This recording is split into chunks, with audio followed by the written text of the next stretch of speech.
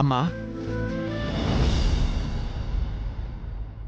ఇక నేను కూడా వెళ్ళొస్తానమ్మా.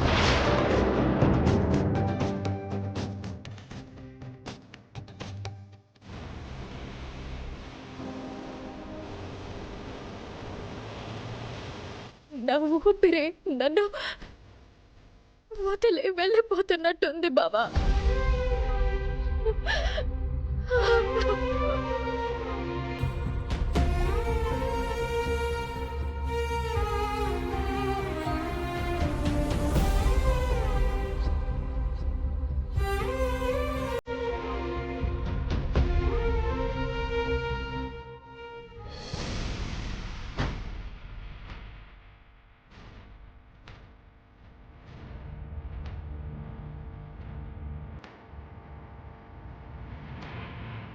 ఈ మాత్ర వేసుకోండి.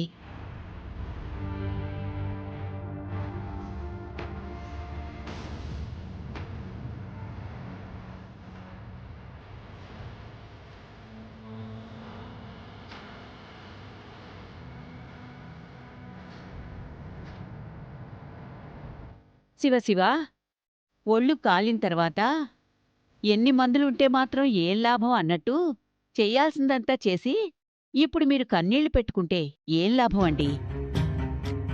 అవన్నీ శ్రీకర్లు అక్షయ తల్లిదండ్రులని తెలుసు కూడా ముక్కు మొహం తెలియని వారికి బంగారం లాంటి పిల్లని అప్పగించేశారు. మీకు న్యాయంగా అనిపించిందా? మనసు ఎలా అంగీకరించిందండి మీకు? చిన్నతనం నుంచి గాజు బొమ్మలా చూసుకున్నారు. ఆ బొమ్మని తీసుకెళ్లి అవని వాళ్ళ చేతిలో పెట్టారు. ఇప్పుడు ఇంత నిర్దాక్షిణ్యంగా ఎలా ప్రవర్తించారండి? ఏదో కారణం ఉండకుండా అయితే ఉండదు. ఏం జరిగిందో చెప్పండి. చెప్పండి. నీ దగ్గర ఏ విషయం దాచను నేను. ఇక ఈ విషయం ఎంతకాలం దాయలేను. నువ్వు అడిగినట్టే కారణం ఉంది శాంత. అదేంటంటే శాంత, శాంత. అత్తయ్య బయటికెళ్లారు మావయ్య. అలాగా?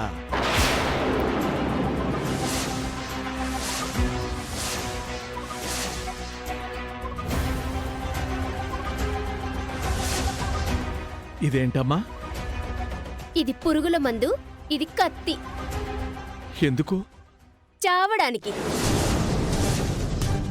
ఇది నా కొడుకుతో తాగిస్తాను. వీడు పోయాక అది నిర్ధారించుకొని ఇదిగో నేను దీంతో పొడుచుకొని చస్తాను. అంత కష్టం ఏమొచ్చిందమ్మా? అక్షయ్ వలన మేము ఎంత నరకం చూడాలో అంతా చూసాము. అది ఇప్పుడు ఆ వేదవతి వాళ్ళింట్లో కూడా ఉండకూడదు.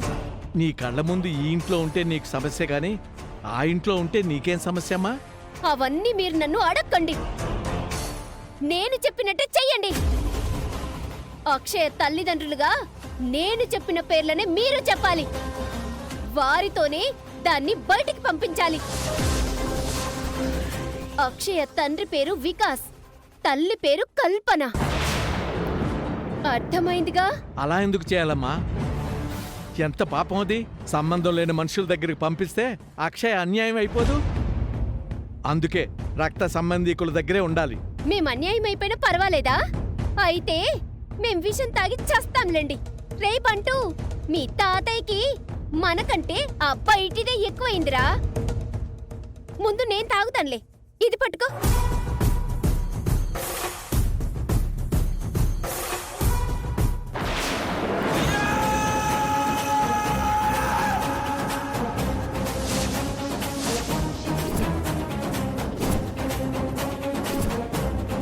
అలా నన్ను బెదిరించేసరికి స్వార్థపరుణ్ణైపోయి అక్షయ్ను వాళ్లతో పంపించేశాను.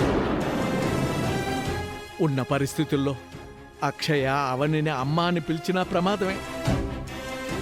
పైగా అక్షయ్ను తీసుకువెళ్ళిన వాళ్ళు బాగానే చూసుకుంటారో అని నాకు అనిపించింది. ఈ నాటకంలో నేను పాత్రను కావలసి వచ్చింది. అక్షయ్ మీద అమ్మవారి కృపుంది. తనకేం కాదు శాంత. కావేరితో ఎవరో నాటకం ఆడించారండి. దాని వెనక వాళ్ల స్వార్థం ఏదో ఉండే ఉంటుంది.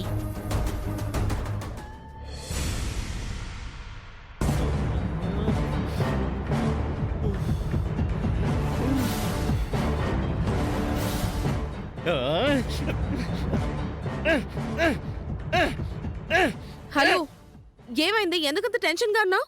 ఈ ఇంట్లో ఏం జరుగుతుందో అర్థం కాక నా తల బద్దలు కొట్టుకుంటున్నాను. అయినా నా బుర్రకి ఏం అందడం లేదు.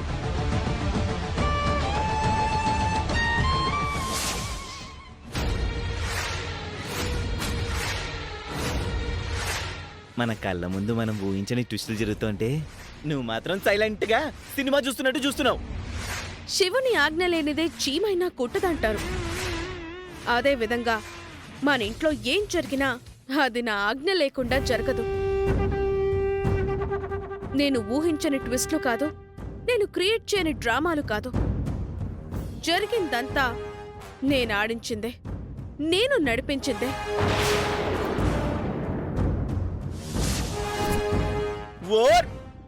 ఓరి నాయనో! నారాయణరావు గారింట్లో కావేరి ఉంటుంది కదా, దానికి డబ్బులెరగా వేసి మంచి నాటకం ఆడించాను. నాటకం సూపర్ డూపర్ హిట్ అయి అక్షయ్ ఇంట్లోంచి బయటికెళ్ళిపోయింది. ఎప్పుడు గాలిలా నీ చుట్టే తిరుగుతున్నాను, నీ నీడలా నీ వెనకే ఉంటున్నాను.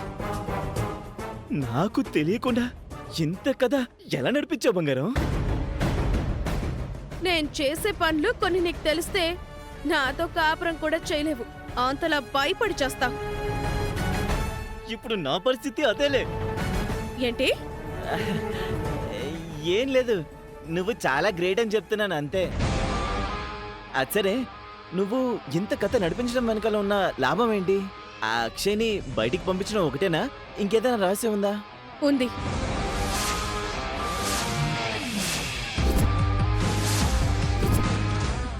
చాలా పెద్ద స్కెచ్. లోకల్ నేషనల్ రేంజ్ కాదు, ఇంటర్నేషనల్ రేంజ్. అవునా? దట్టుమచ్చుదేరా? ఏంటిది? తొందరగా నాకు చెప్పా ప్లీజ్ ప్లీజ్ ప్లీజ్ ప్లీజ్. తర్వాత చెప్పండి. నిహారిక,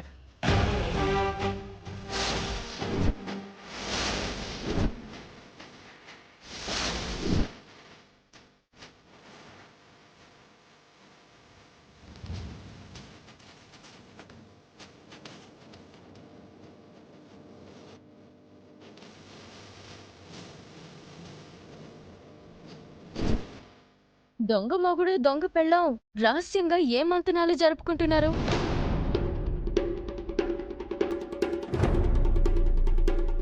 అమ్మయ్యా, మా మాటలేం వినలేదు, బతికిపోయాం. గండు పిల్లి మొహాలేసుకుని ఏంటలా చూస్తున్నారు? ఎదిగో ఇష్టం వచ్చినట్లు మాట్లాడుతున్నావేంటి? అక్షయ్ ఇంటి నుంచి బయటికి వెళ్లడంలో నీ స్కెచ్ ఏమైనా ఉందా?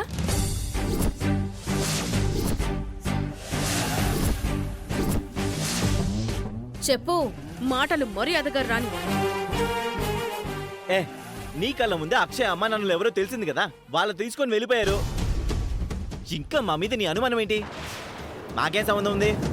అక్షయ్కు అమ్మా నాన్నలు దొరికారు అనే ఆనందం ఒకవైపున్నా, మరోవైపు వికాస్ మీద నాకు చాలా అనుమానంగా ఉంది. నువ్వెంత ముదురువో నీకంటే నీ బావ అంతకంటే ముదురు.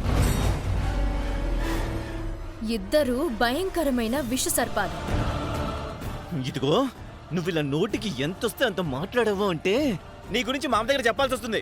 చూడండి, అక్షయ్కు జరగరాందేదైనా జరిగి దాని వెనక మీ హస్తం ఏదైనా ఉందని తెలిస్తే మీ నడుములు విరగ్గొడతాను, మీ తోలొలుస్తాను, మీ ఇద్దరిని చంపి హంతకురాలనైనా అవుతాను. నాలో మరో అవనిని చూస్తారు, జాగ్రత్త.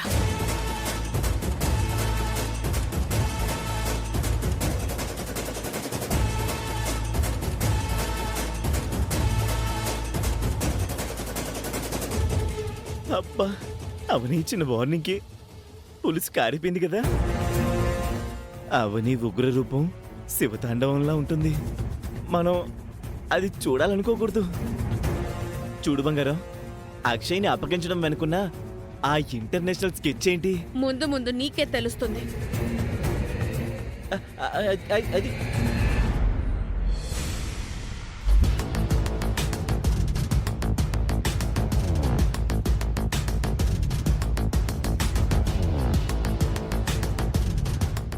ఇంతకు ముందు మనకి మన కూతురుతో టార్చర్ ఉండేది. దాని టార్చర్ వదిలింది అనుకున్నాం. ఇప్పుడు ఆ వికాస్ గాడి ఎంటర్ అయ్యి టార్చర్ కాదు కదా, నరకం చూపిస్తున్నాడు. నిహారికకు వికాస్ గాడికి కనిపించనంత దూరం పారిపోవాలనిపిస్తుంది. వాడు కొత్తగా ఏం స్కెచ్ వేశాడో అర్థమై చావట్లేదు.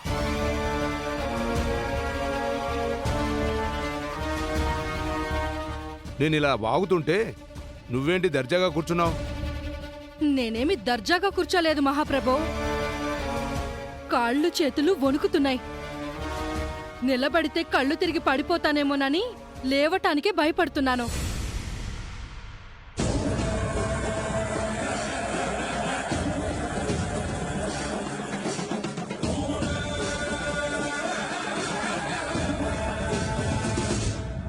అమ్మా అక్షయ, మనం ఉండబోయేది ఈ ఇంట్లోనే.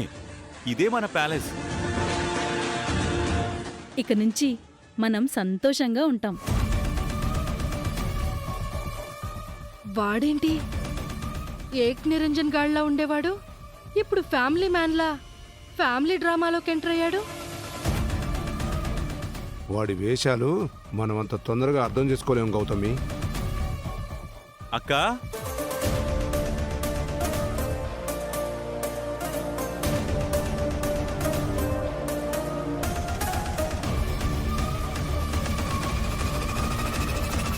అక్క, I will introduce my family. She is my wife and she is my daughter. ఆ?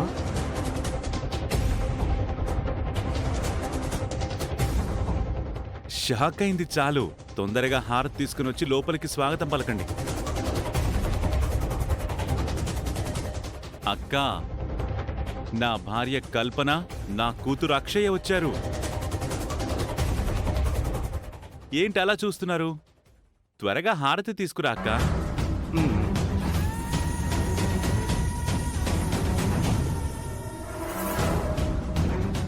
వీడేంటో వీడి అరాచకాలేంటో నాకేం అర్థం కావట్లేదు.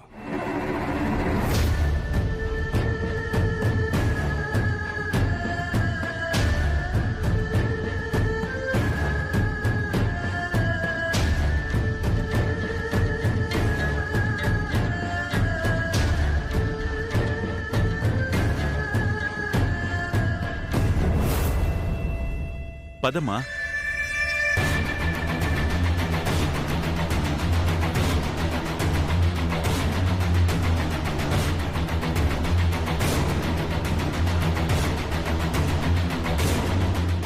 నా కల్పన కోసం పిచ్చివాళ్లా తిరుగుతున్నాను. నాకు బోనస్గా ఇంత పెద్ద కూతురు కూడా దొరికింది.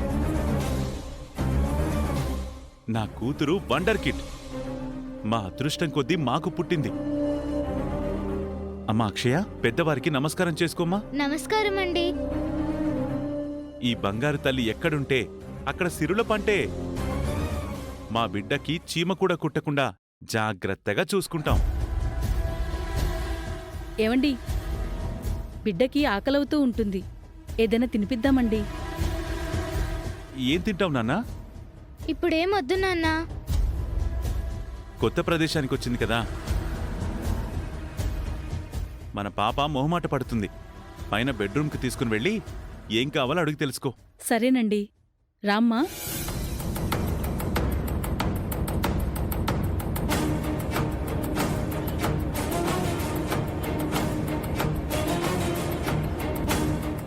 ఏంటి బాగా షాక్ అయినట్టున్నారు? పైకి పోయేలా ఉన్నాం బామర్ది. వికాస్ గాడి స్కెచ్లే అలా ఉంటాయి మరి. అక్షయ్ని వేదవతి ఇంటి నుంచి తీసుకొచ్చాను.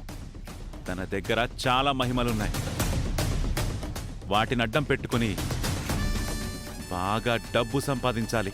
అదెలారా? మీకు స్టోరీ చెప్తాను, జాగ్రత్తగా వినండి. భైరవ అని ఈ మధ్య ఓ మంత్రగాడు తగిలాడు. వాడికి శివమణి కావాలట.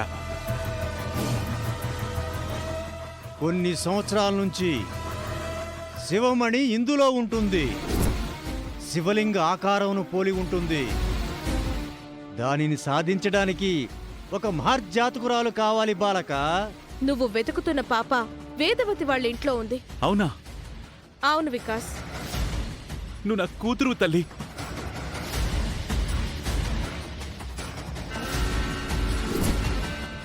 అది విషయం.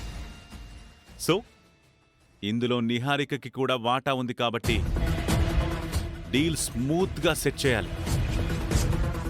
సో మీరు కూడా ఎక్కడ నోరు జారకుండా ఉండడం చాలా మంచిది. మీరు కన్ఫ్యూజన్లో ఉండకూడదని కథ క్లారిటీగా చెప్పారు. ఓకే?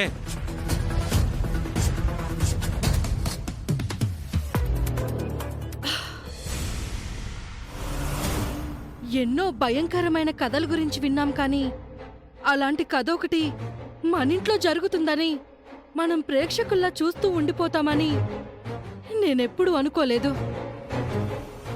ఇలాంటిది నేను ఊహించలేదు.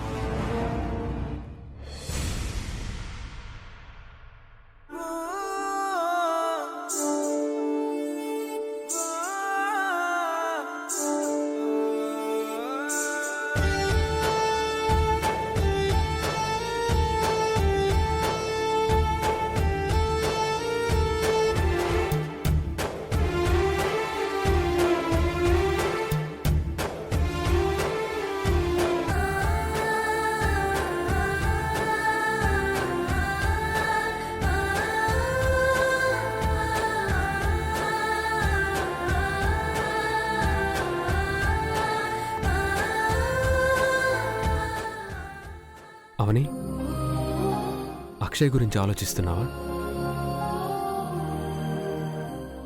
బాగా గుర్తొస్తుంది బావా. ఒక్కసారి వెళ్ళి చూసొద్దాం పదా. తను వెళ్ళి పూర్తిగా 24 గంటలు కూడా కాలేదవని. అయినా సరే బావా, గంట గంటకు నిమిష నిమిషానికి గుర్తొస్తూనే ఉంది.